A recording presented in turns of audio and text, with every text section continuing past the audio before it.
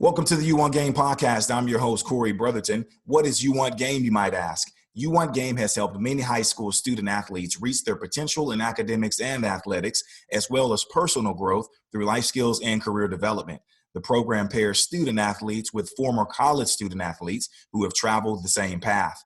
In addition to that, there are speaker series and seminars where professionals from various backgrounds are brought in to speak to the student athletes and to give them a look at the game behind the game. The speaker series is designed to inspire high school students to develop into lifelong leaders. The U1 Game Scholarship Fund awards leadership scholarships to deserving high school students. Go to uongame.org for more information on the organization. Today on the U1 Game podcast, we have Dr. Jamie Williams. Dr. Williams is a former NFL tight end and Super Bowl champion who played 12 seasons in the league with the St. Louis Cardinals, Houston Oilers, San Francisco 49ers, and the Los Angeles Raiders. He is an international business consultant and former director of athletics at the Academy of Arts in San Francisco, as well as associate athletic director at the University of Nebraska. Whoa, that's a lot going on there, Dr. Williams. Thank you for jumping on the podcast. How's it going? It is going great. Absolutely. It's good to talk to you again, and it's good to be on your show. You Want Game. I love it. Absolutely. And you have a lot of game to share with some of the great things that you've done, humble beginnings from your high school background and playing to going to play college and then becoming a Super Bowl champion. And we'll get into that. But how's everything going on with you and the family during this pandemic? Well, the family's good. We're blessed. And with my wife being from Houston, I have a long background there, and everybody's good there. And we're all trying to get through it. And one thing you find out, the family is probably most important during these times. Absolutely. So, you mentioned coming back home not home, but your wife's home is Houston. You played for the Oilers, and we'll get into that, but let's start from the beginning. First of all, You Want Game, we like to bring in former athletes, whether they played in college or professionally, maybe even high school, and share their experiences. So just tell us where you're from and what it was like growing up there as a kid.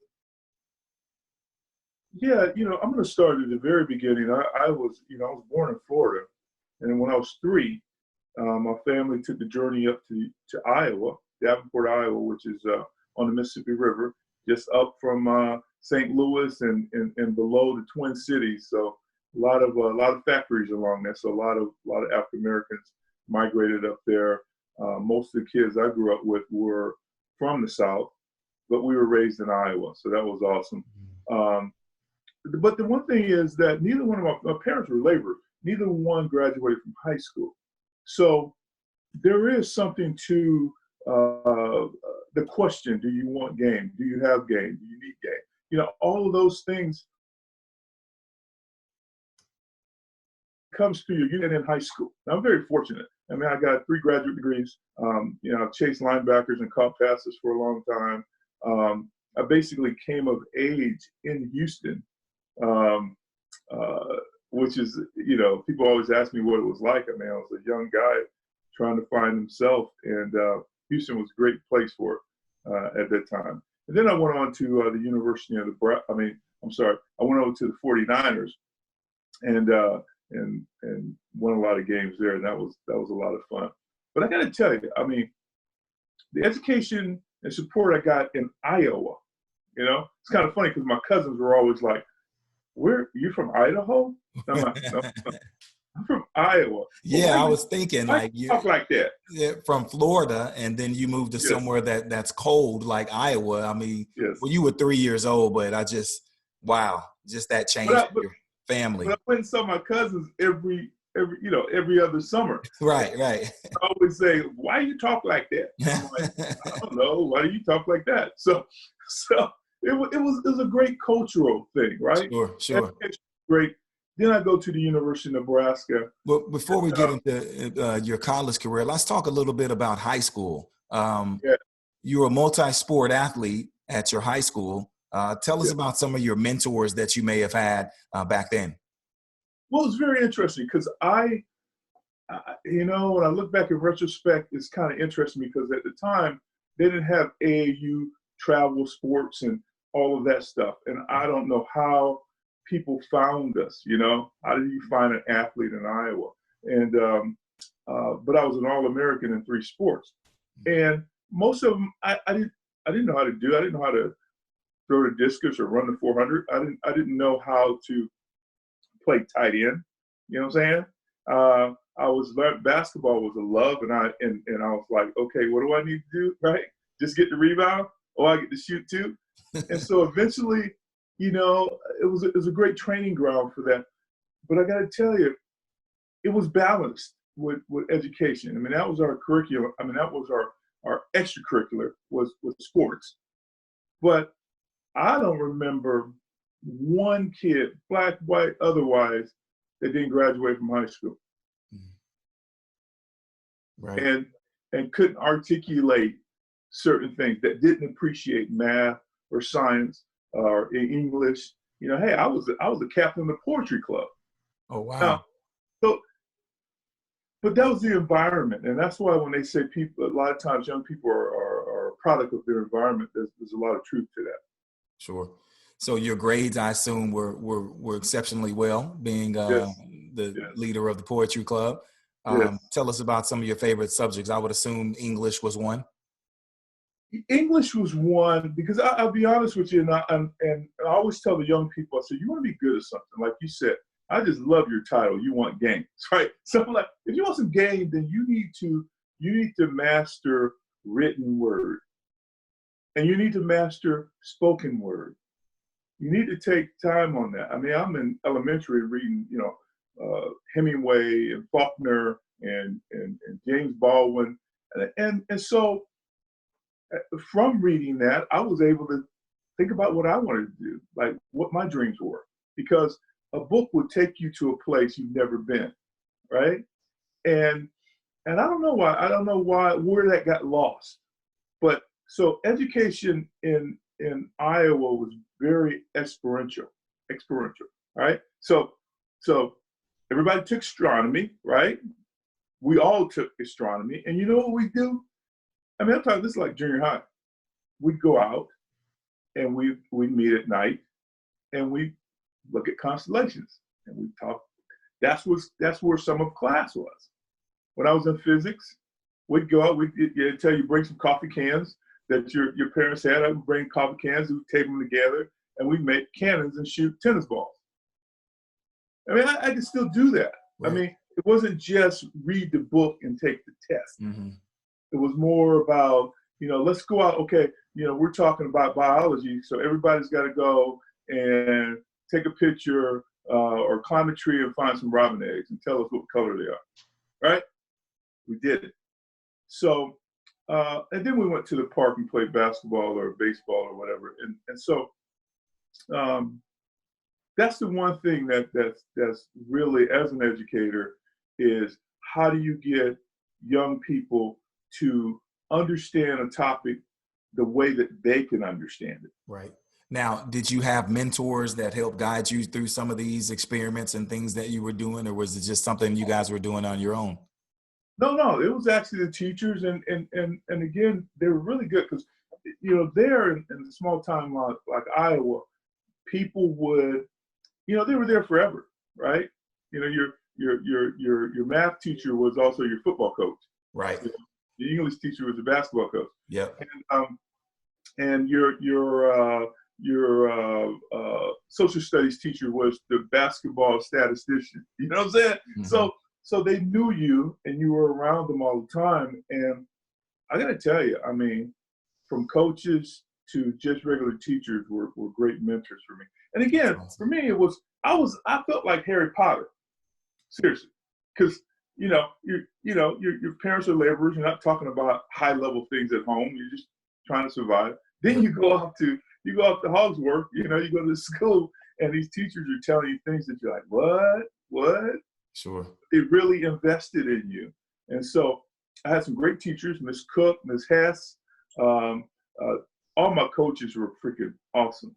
I was blessed. I tell my kids today, I was blessed to have the coaches I had because not only did they make you run sprints and go through drills, they'd say, hey, walk with me for a minute. I want to talk to you. Mm-hmm. And they'd tell you a story. And that story make you show up early at practice the next day. Right. Like Karate Kid stuff, you know? Yeah. So All-American in 3 sports. Grades were exceptionally well. You were, great student athlete. What was recruiting like for you? It was crazy. Now I'll tell you, I'm going to give it to you honest. I had no aspirations and no idea that I was going to go to college. Oh, wow. I didn't. I mean, I just like, you go to school, you do this, you're like, okay, the teacher says you did a good job, and you're like, okay, you come back the next day. But I didn't know anything about Notre Dame or the Ivy League or USC or University of Texas.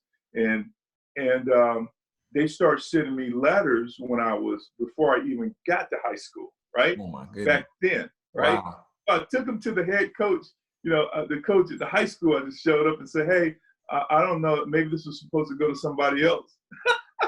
And I said, what am I supposed to do with this? I think it was like the University of Northern Iowa or something. He said, oh, don't worry about that. You're going to get a lot more than that. Huh. I was like, and this was in what sport? That was in football. In football. Okay. So you were All-American in basketball, football, and what was the third sport? Correct. Oh, wow. Okay. So Correct. Recruiting, you're getting these letters from everywhere, but you fell in love with one university. And what university was that you chose? Well, I ended up going with Tom Osborne at the University of Nebraska. Was a great choice. I was a parade All-American, so it was kind of like my coach was like, "You need to tell me what schools you're interested in," because I was like, "Well, who should I look at?" Well, the one thing that's really interesting is changed now, maybe because of media. But I remember my mom had this box with all these letters. And she said, Jamie, why do they keep sending you this? Well, we can't afford for you to go to college. And I said, I don't know. Coach said that, they'd pay for it. They'd like give me a scholarship. I'm dead serious. And my mom goes, why would they do that? That was, that's how simple the life was then, right? Now I saw something where you played basketball and football. Well, I got recruited to Nebraska to play basketball and football because, I was All-American in hoops and I was instant offense. And so a lot of schools recruited me for both or one, Okay. And I remember when BYU showed up and Danny Ainge was on the team and they said, and I remember looking at the picture and the guy sitting there and I was like, what is Mormon? He said, don't worry about that right now. And I said, well, wait a minute, there's no black guys on your team. And he says, oh, no, you'll be the first. No worry about it. Oh, so wow. You're good. And I remember telling Steve Young that when we became pros, and he was like, Jamie, you should have came. You would have been king. Well, hey, it all worked out for you. You go to the University of Nebraska, coached by the legendary Tom Osborne. Tell us what that first year was like with going to classes and practice and everything. Okay, like I said, Harry Potter, or maybe I was Frodo, leaving the Shire for the first time, right? And I'm finding out for the first time that there's other creatures, there's dark wizards and orcs and all kinds of stuff out there, right? So I was like, okay, I'm staying over there in that they call it a dorm. That's what I'm staying, right? You need to go to the bursar's office. What's that? So it was an eye-opening thing. Right. But the first year was great because the first year I got pulled up to varsity, was redshirted, but I got pulled up, so I didn't play on the freshman team. Got pulled up, so I'm playing against one of the top defenses in the country every day, right? As a freshman, as an 18-year-old. And I held my own, right? And as a young guy, I still needed to put some meat on the bone, but I held my own, right? So we go to the bowl game, we go to the Orange Bowl. And I'm down at the Orange Bowl in Florida, where I had 1,000 cousins, right? And a year ago, before I was in high school. So that was a great year. We ended up losing to Oklahoma, losing the national championship to Oklahoma.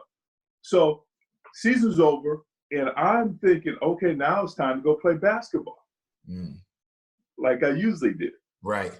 So I show up, and I go to a practice, and I did my thing. Now, understand this. I had, over 6 months of lifting weights and eating at the training table. So I was starting to fill out. And so I go and I do some domination in basketball, kind of like Barkley, right? So I got around campus. The next day, Tom Osborne calls me into his office. Now, we had a deal. I was supposed to play both sports. Right. Today, they would have let me do it. He brings me to the office and says, well, Jamie, All-American's leaving, Junior Miller, and, we think you're going to be the next one, and you have an opportunity to be better than him. But if you play basketball, I don't know, you still need to get stronger. And I left his office, realized I just gave up basketball. He talked me out of it. That still pains me today. But hey, it's okay. It worked out. Right. It did work out. So what about some of the mentors that you had in college? I know you speak highly of Coach Osborne, but, give us a rundown of some of the mentors in college. Well, yes. Well, obviously, Coach Osborne was I had a couple of instructors because I was the first athlete to go in broadcast journalism.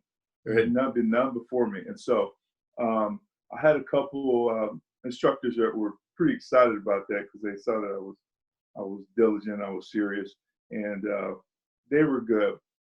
Dr. Span, I'm thinking of right now. But then there was my position coach, Gene Huey, who ended up going to the Indianapolis Colts later and was a long tenure. I'm like 2 decades or something, assistant coach for the Colts, and was there with Tony Dungy and all those cats. But Coach Huey was the only Black assistant coach on Nebraska's team. And he was my coach. He had the receivers and wingbacks and all those cats. And he was a great mentor. And he was a great, great mentor because he could, you said something earlier in your introduction about the game within the game. And that's the thing that he really focused on, the game within the game. How do you carry yourself? How do you want to be looked at? How do you show up at practice? How do you carry yourself around campus? He would, again, like I said, growing up in Iowa, it's like, hey, walk with me. And he'd tell you a story. And that's the one thing I think is a little bit of a lost art with our young people is that we need to tell them a story that relates to their journey because they'll always remember that story.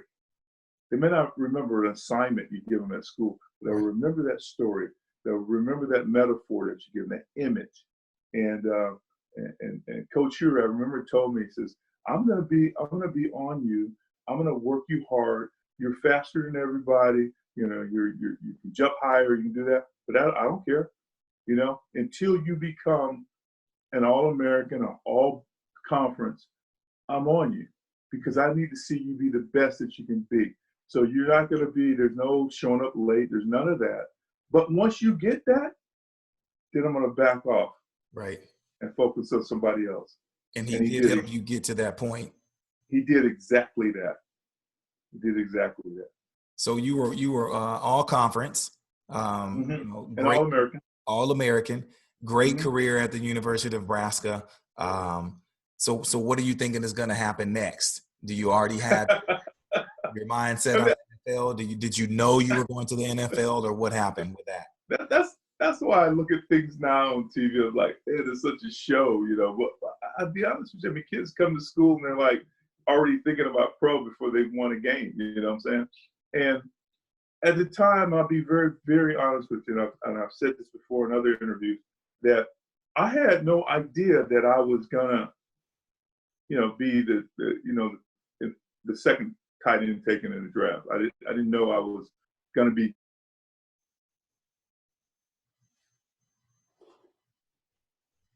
going my year. And it's kind of interesting because, I was all confident. I mean, I was already, I was a starter. I was doing things. I was leading the conference. I was doing things like that. But it was more about team and winning the national championship. I got to hold up my end.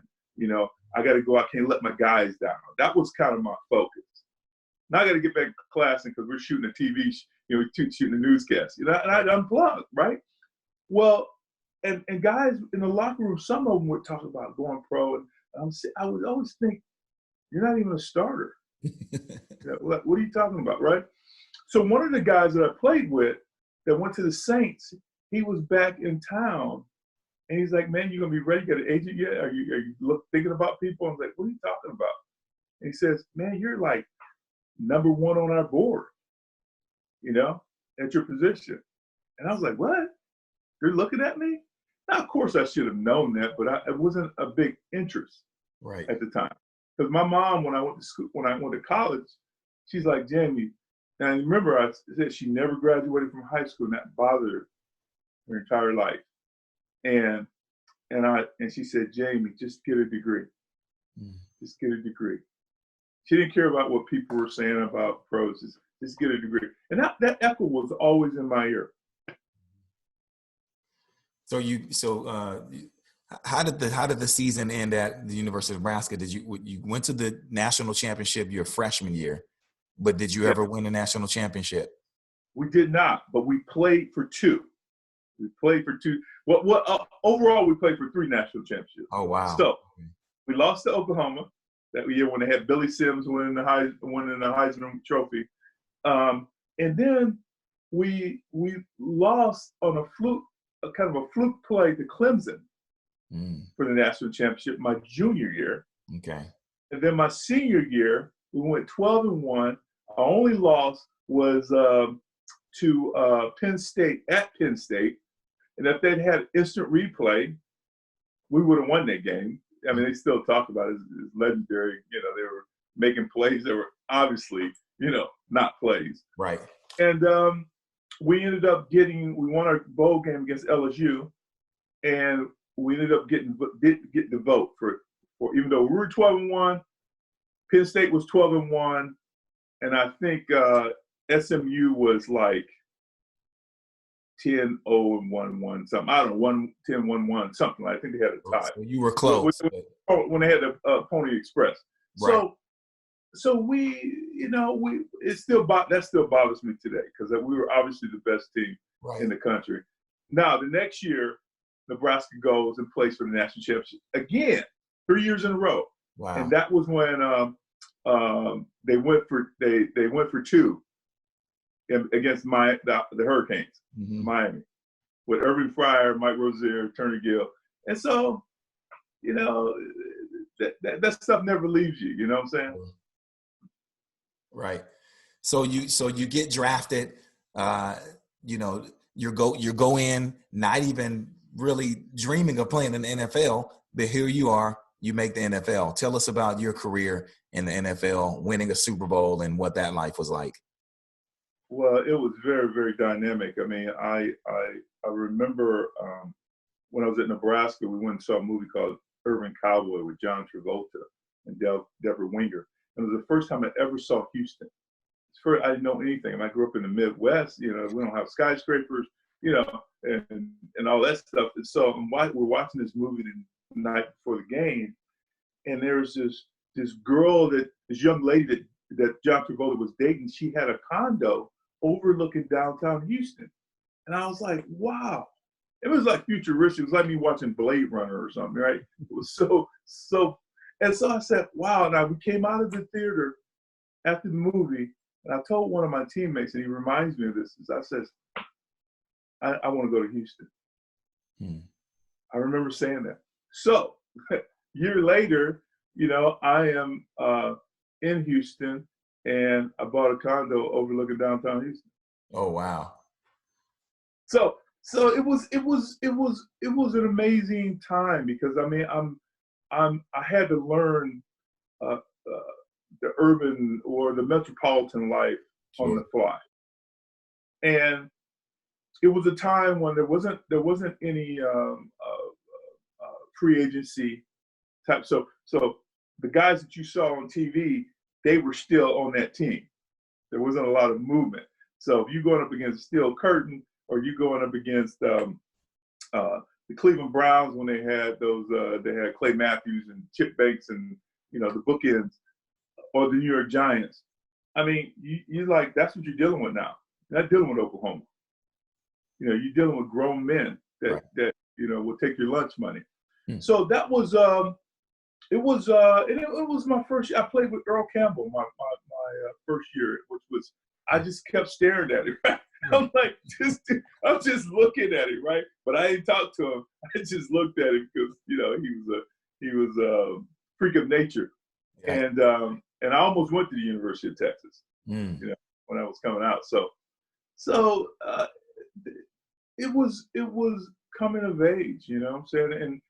And again, like I said earlier, and again, I'm a big metaphor guy. It was like leaving Harry Potter, leaving the closet. It was leaving the Shire. All of a sudden, I'm in a place where, man, a lot of stuff was going on. Right. You're out with your friends, and people were like, "Hey, that guy right there, that's a big time, drug dealer." And oh, that over there, that's the Gap Band over there, and that's some guys that play for the Rockets. I mean, that was every weekend. So it was you had to learn how to manage yourself and manage your time, and understand that there's darkness in the bright, around the bright lights, and so I was very fortunate because I was a big strong guy, but I could observe, but I saw a lot of things that I was like, wow, okay, this is life on your own. Right. So you talk about life on your own. Did you have any people in the cities that you were in that you could look up to for advice or mentors or not? Well, yeah, that's an awesome question. I always kept my mentors from high school. I kept my mentors from college. Okay. I think more so when I got into pros, it was the veteran players who've been there, done that, and you sit around and listen to them. You listen to Earl Campbell or Robert Brazil, I think Kenny Houston he was coaching there, and you just sit and listen, to what they say, and they would give you, information that could relate to you culturally. Obviously the FBI would come in every year and talk about all the bad stuff that's out there in the city, and I'd be careful.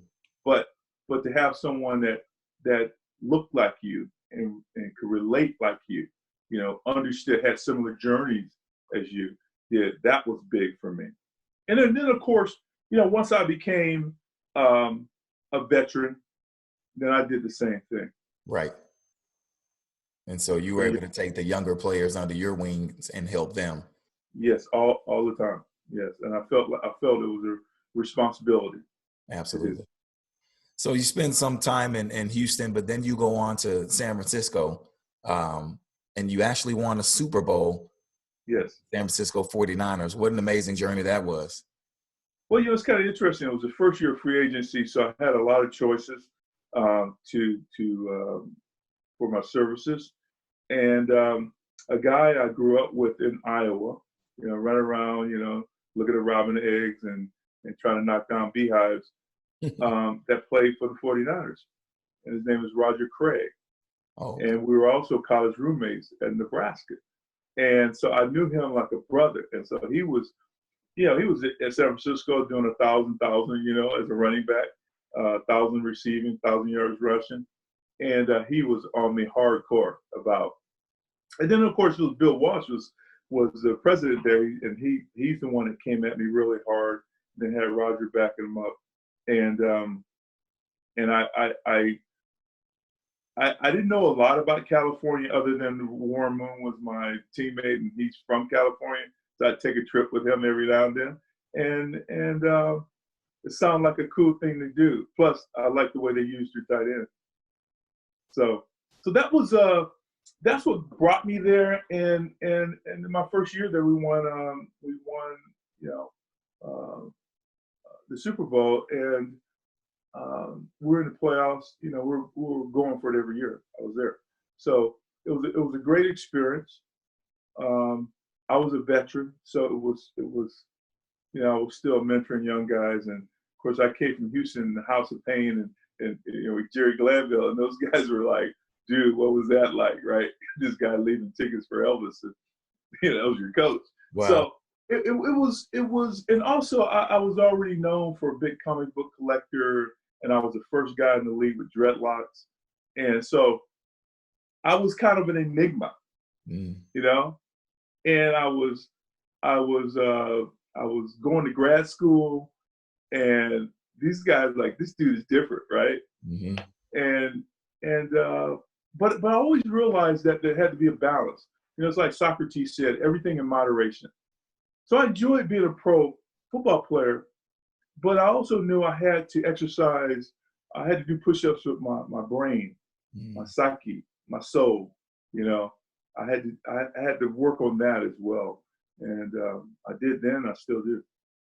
So years in the NFL, when do you begin to think about what's next? You talked about going to grad school and doing those things, but you also went to school and received your doctoral, Yes. your doctorate. So, Yes. just explain that and the reasons behind going and furthering your education.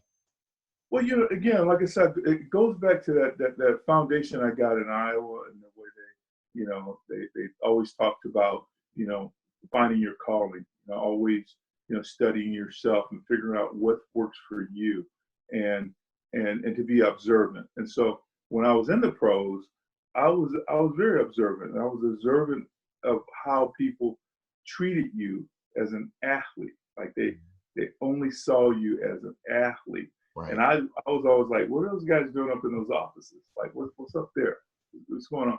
And there wasn't, you just get ready for Lawrence Taylor. You know what I'm saying? You just get ready to block some linebackers. And so for me, being multifaceted was important. And if I would have stayed in Houston, I was preparing to enroll at Rice University for a graduate degree, but I ended up going to San Francisco. So for me, I realized that I was a tight end. I mean, I'm a depreciating asset. I'm eventually get slower. I'm not going to be able to jump as high. The hammer also takes a beating, right? And so I just knew that there's a lot of things about the world I wanted to know, things I wanted to do. And I realized that, look, the only thing that's stopping me from getting advanced education is me. Mm-hmm. And so I would leave practice, because I was a veteran. I mean, like, what coach is going to teach me a better way to run an out route or do a hook block on somebody? I already knew. I was an expert on that. So I would say, okay, I know what the game plan is, and I would after practice was over, I'd go and spend 3 hours in a class. I didn't tell anybody until I was about to graduate. Oh, wow. And so I'd say, hey, if I can't do it, I'll take it. If I can't do it, I'll know. And so I went in, and again, I was able to unplug from the madness of being, because when you play pro football, it's not for the meek and the mild. I mean, it is Wild Wild West. It's survival of the fittest. It's gladiator. It really is, right? More violent than people really understand. Sure. And so you can't, it's like Nietzsche said, Friedrich Nietzsche, the great philosopher. He said, he's the one that said that doesn't kill you makes you stronger. But he also said, when you get too close to the beast, you become the beast. Mm. And I always knew that. I was like, you know what? I'm not here doing some wild things, getting in fights, crazy stuff on the field. And I needed to have balance. I needed to unplug from that. And so when I would go to class and I'm studying Voltaire or Rousseau or some other person that sparked journalism, it was a different place. Right. And so then once I finished ball, I knew I wanted to continue. So I ended up, getting my doctorate in management, and then I got an MBA. Now, your doctorate, was that done after you were out of the league, or did you? I still had gas in the tank. So okay. I played 12 years. I probably could have played bar injury, probably another 3 or 4. Right. I was healthy. But mentally, I was like, there's that's got to be more than running down the field, right? Yeah, absolutely. And so that's when I got into the doctorate program, and teams kept calling me while I was going through the doctorate program. Mm-hmm. But the thing that helped me, one, getting in class and having that responsibility, but I also got the opportunity to work for Oliver Stone and create the movie Any Given Sunday. And we were going to So that, talk about that. That is a cult classic, and you were a big part of Any Given Sunday. So, yes, yes. So that part right there, that kept me from coming out of retirement, because now I'm using the abilities that I got when I was studying film, right? And I'm chasing a doctorate, and so it kept me busy. so tell us about your role with Any Given Sunday. Well, it's kind of funny.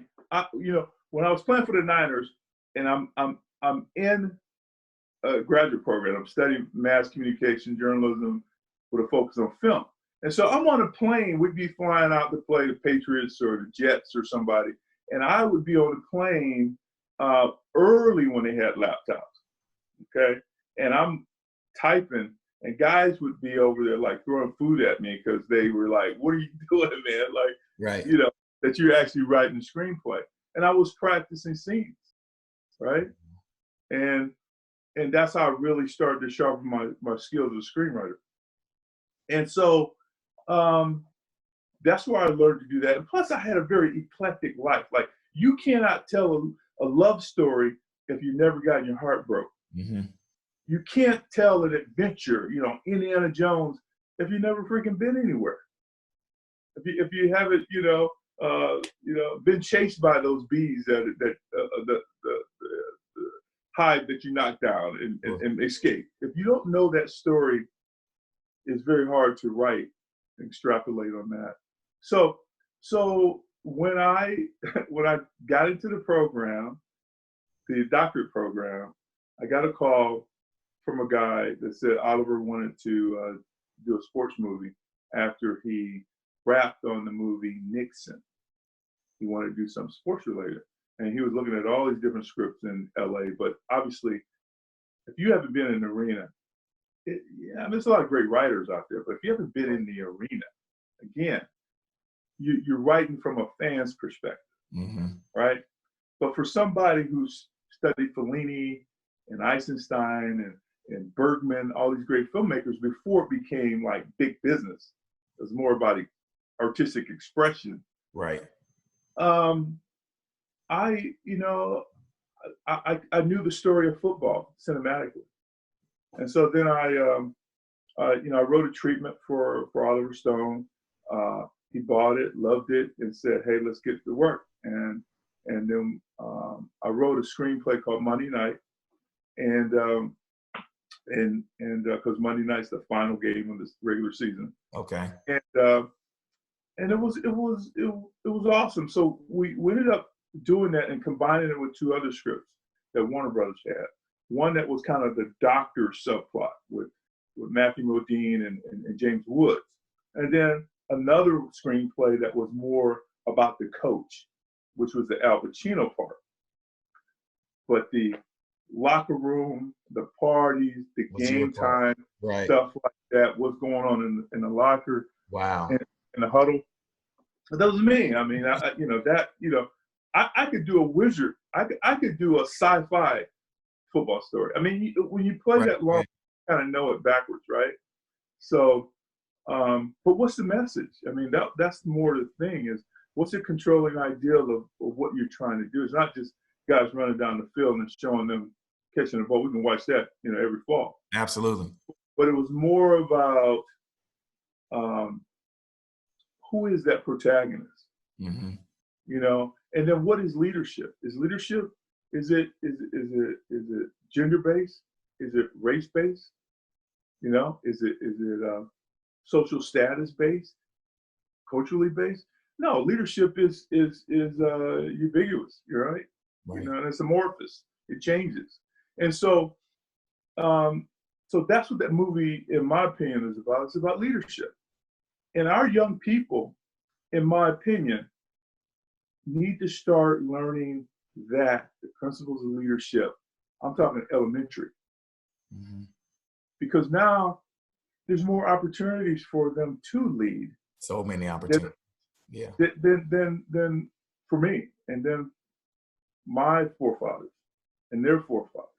There's a lot more opportunity. So that's kind of, for me, the premise of that film And so, yeah, Now it was great. you've done a lot with sports. I mean, you've lived the sports dream, from playing in the pros to writing a sports movie. Now, let's talk about your international business. That's something totally different from the sports side, but it just shows the great things that athletes can do Yes, with life absolutely. after sports. Absolutely. So we got to take one step back before we go international. Now, before that, I had been international a lot through the NFL and some other things. I've been around the country, or Germany, or South, or Africa, or Japan, or China. All these places, right? And and I'm a big history buff, because I know there's more to the story than 243 years of American history. That's a pimple. When you have the Egyptians that have been around, over 4,000 years, right? So so I was always interested in things like that, and so I got an opportunity to build a athletic program from scratch, and that was at the Academy of Art University. Now, when I played in Nebraska, like I said, I unplugged, and I was an artist. I was studying film, and back when I did journalism, it was radio, TV, and film. So you had to shoot on Super 16. You had to do a newscast. You had to be on the radio. Now today is podcast, but you had to do your own show, right? You had to create a UWANTGAME, and so I go through that process, and I get an opportunity to take on the challenge of putting the athletic department into a culture of art. And that's the Academy of Art University, largest art school in the country, only one that's a university, and now the only one in the NCAA. Wow. And Division II. And these are all art people. These are all creatives, right? Mm-hmm. From advertising to graphic design to fine art to sculpture to photography to game design to architecture. I mean, the whole gamut, from fine art to applied art, right? And I knew anecdotally that there were athletes that wanted to do fashion. There are athletes that can draw. Absolutely. There's athletes that want to work on movies. I knew that, right? And so it was easy to recruit from that standpoint. But the other part of it, it was a classic startup from zero. They had to raise startup money, had to get build a business plan for it, had to figure out a way to strategize recurring revenue, had to put together a team, had to have a strategic plan, all of those things. Had to recruit people, had to train people, and had to sell a product, had to sell an idea, because the NCAA didn't want us, right? The conference didn't want us, and I had to find some young people to say, "Hey, I'm going to take this hill. We're going to carpenter in our own world. You with me?" And I was able to do that. Well, at the same time, I had studied business, right? And so because I had that startup background from, consulting in the Bay Area at the time when they were doing .coms, everything, startups were popping up like daisies. Yep. That was my environment, right? And so I was like, absolutely, we can do this, and this is how we're going to do it, and we're gonna work on our internal capabilities, and worry about those external threats later. We know they're there, we know what they are, but let's focus on self. Just like being an athlete, you got to go out and shoot those free throws. You got to go out and do the push-ups. You got to run the sprints. You got to do that before you get into the arena. It's no different in a freaking startup, right? So we did it. Within 4 years, we won 2 national championships. Wow. In track, and it was awesome, and a bunch of conference championships. Yeah. So at that point, I got one of my mentors, because you talk about mentors, I had mentors also that weren't athletic related. Mm-hmm. So one of my high-tech mentors said, "Hey, Jamie, I got an idea. I'm going to do this. I'm putting these guys together. Got some guys from Google. Got some VCs. I got some startup professionals, and we're going to go to Bulgaria because part of my legacy. This guy is like a Obi-Wan Kenobi type guy, right? And he wants to leave his legacy. So he took interest in Bulgaria because they are, less than 30 years out of communism. Okay, and they're trying to get into the global market, economic market. What's the free market, right? They're trying to learn what product design, product development is, and marketing, right? And so I'm putting a team together, and we're going to go there, and we're going to start an entrepreneur center and teach them American way, right? And I was like, I'm in. So we went there, and we traveled to the top 5 cities in Bulgaria, the capital, Sofia, Blagoevgrad, Veliko Trnovo, Varna, which is on the Black Sea, and Plovdiv. And Plovdiv is the oldest city in Europe, older than Athens. Okay, so I'm at these places, right? And of course it was interesting because I was the only chocolate chip, and I'm a former pro athlete, bigger than all of them, right? Sure. And so I had an audience, and so it was great to go there. It's called the Bulgarian Entrepreneur Center, BEC, it's the acronym, and it's going really well now. I still go there and consult with a lot of the startup companies, especially ones that want to move into the U.S. market or West Europe, and also teach over there entrepreneurship. Wow. Yeah, on the Black Sea. You know what I'm saying? Amazing. Some of the great things that you've done, just from the sports side to life after sports. What advice would you like to share with current student athletes? Like, what can you tell them? They're going to listen to your story, maybe take some notes on some things that you did different, but what would you like to share with them to that hopefully they could, gain and use down the line? Yeah. Well, what I'd like to share is, all these books that are behind me right now. I mean, I've read all of them, and to read and to study history and be more than an athlete. Because when you become more than an athlete, you're a better athlete. In my opinion, in my experience, a lot of times I played a long time because I was smarter than the guy across from me.